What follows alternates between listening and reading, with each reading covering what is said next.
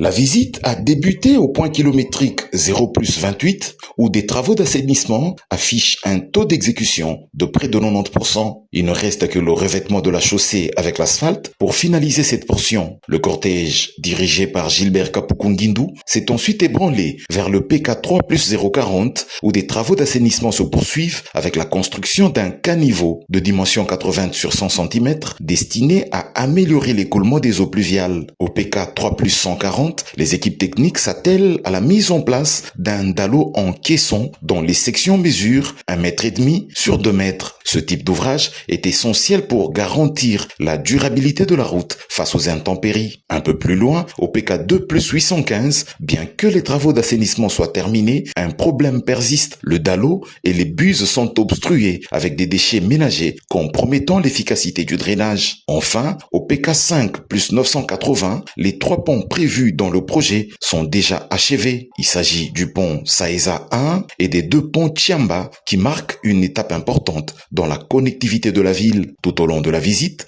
plusieurs difficultés ont été relevées par les équipes de terrain. Parmi elles, le problème d'expropriation qui freine l'élargissement de la chaussée dans certaines zones et à cela s'ajoutent les défis liés à l'entrée et la sortie des eaux en grande quantité au PK2+815 ainsi que la présence de la ligne moyenne tension de la SNEL, les chambres de vannes de la régie des eaux ainsi que le déchet jeté dans les avenues par les riverains. Ces contraintes, bien que techniques, ont des implications sociales et environnementales qui nécessitent une coordination étroite avec les autorités locales, les entreprises et la population. Le directeur provincial Gilbert Kapoukou résume. Nous venons de visiter les travaux sur la traversée Mbujimayi ici. Il faudrait que c'est le point de départ de 850 km restants pour relier Kinshasa à Sakania. Nous sommes dans le cadre du projet du corridor des bananes à Sakania, un projet de 3260 km. Alors, ici nous sommes sur la nation numéro 1 sur le tronçon qui va de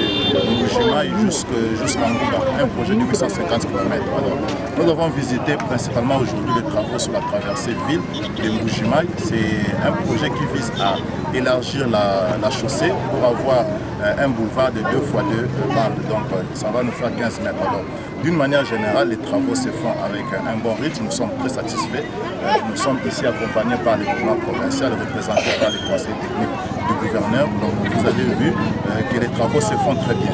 L'entreprise a appuyé sur l'accélérateur de manière à ce que dans un très bref délai que les travaux puissent bien se terminer. La route nationale numéro 1, en traversant la ville de Mbujimayi, incarne plus qu'un simple axe routier. Elle symbolise la volonté de désenclaver la région, de fluidifier les échanges et de renforcer l'intégration du Grand Kasaï dans le tissu économique national. Malgré les défis, les avancées observées sur terrain témoignent de l'engagement des parties prenantes à mener à bien ce chantier.